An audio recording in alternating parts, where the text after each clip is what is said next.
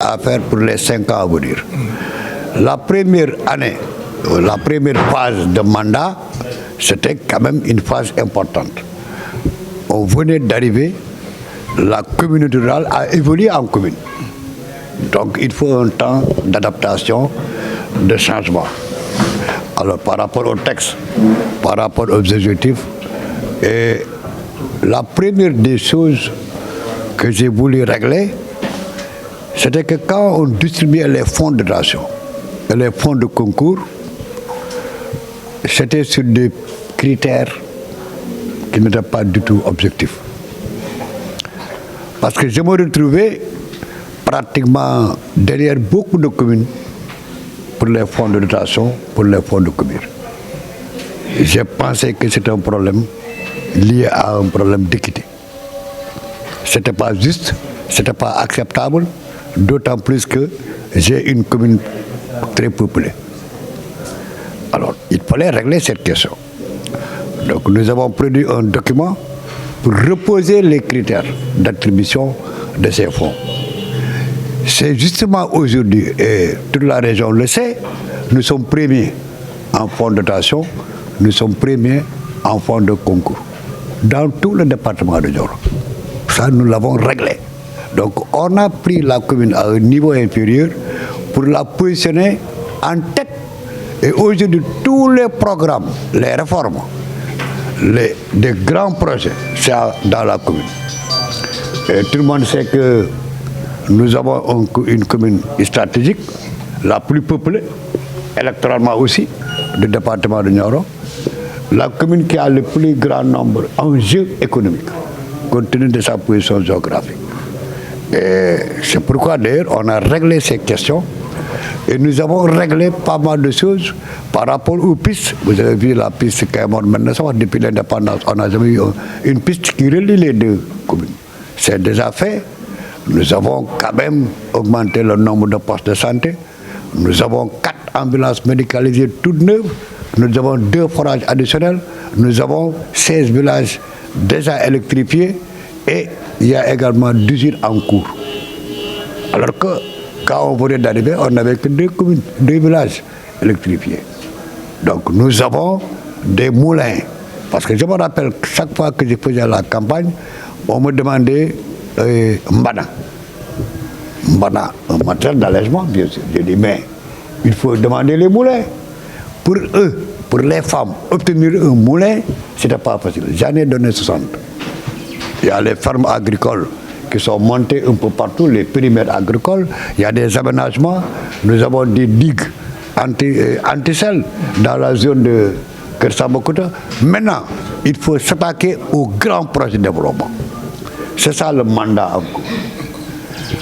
La question des jeunes par les emplois, à partir de l'initiative que nous avons faite sur les fermes agricoles, il y a l'ANIDA qui va s'implanter.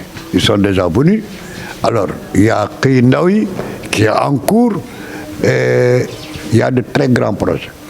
Alors, donc ça, je pense que c'est extrêmement important. Et le plus grand projet en perspective, c'est le projet que nous allons monter par rapport aux transformations des produits céréaliers, transformation des produits également de sel et d'arachide. Mais monsieur le maire, dans la commune de Médina Sabakh, les populations ou la majeure partie continuent toujours de les faire soigner en Gambie. Parce qu'il n'y a pas de district à Médina Sabakh. Oui, mais il y a 3 ans, malheureusement, je n'ai pas amené la lettre, le ministre de la Santé nous a saisis par lettre pour nous dire qu'il y aura un district de santé qui sera construit à Médina Sabakh, appuyé par le ministère de l'Intérieur. Et c'est le piment qui devait s'en charger. Donc aujourd'hui, on a déjà posé ce problème pour la réactualisation. C'est une décision du président de la République. Alors, parce que aujourd'hui, alors si on doit faire un deuxième district à part Nioro, je pense que l'emplacement idéal, c'est Médina Sabakh. Pourquoi? Parce que c'est la commune la plus peuplée. Et si on ajoute Ngayen et Médina Sabakh, on a Kayemor, ça fait 30% de l'électorat. Donc, comme le président parle d'équité territoriale, il n'y a pas meilleur emplacement que l'arrondissement de Médina, donc dans sa commune. Mais vous confirmez toujours que les populations se font soigner en Gambie? Oui, mais moi, je vais construire, et je l'ai annoncé, à l'est. Le choix n'est pas encore fait.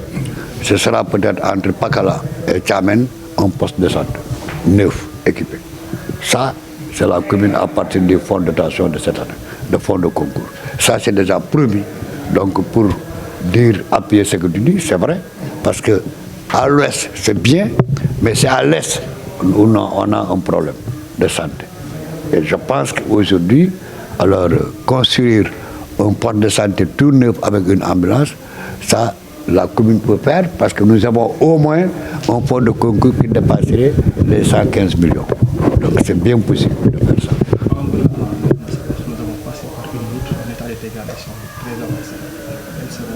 3 km 750. C'est la route RN4 Mendesawa. Vous avez raison. Alors ce projet-là, si vous vous rappelez, quand on a construit la route bitumée, Dingaray Keraï, il restait 6 milliards 500 millions, ce qu'on appelle les fonds de réserve. Alors, c'est la BAD avec l'État du Sénégal, et nous avons utilisé, alors à partir d'une réunion à la préfecture, pour essayer de voir quels sont les projets d'envergure secondaire annexes alors, à la route RN4, alors, pour maintenant investir ça.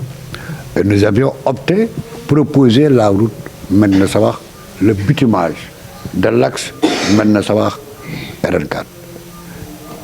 Le directeur régional alors, de l'Azurut à l'époque a dit que c'est déjà prévu par la BAD. Cette année, je l'ai posé au niveau du fonds d'entretien routier qui doit prendre ça en compte cette année. Donc ça, on peut dire, c'est déjà fait. Alors ça, je l'ai déjà signé. Donc, et au cours de ce second mandat, je pense que c'est une affaire qui va être réglée. Maintenant, il y a également la route qui sera bitumée à partir de Médina jusqu'à Nganda. Donc ça passe par ça. Par Ngayen, ça va également. Donc nous sommes sûrs et certains que cette route-là, ce sera oublié si on va le faire rapidement.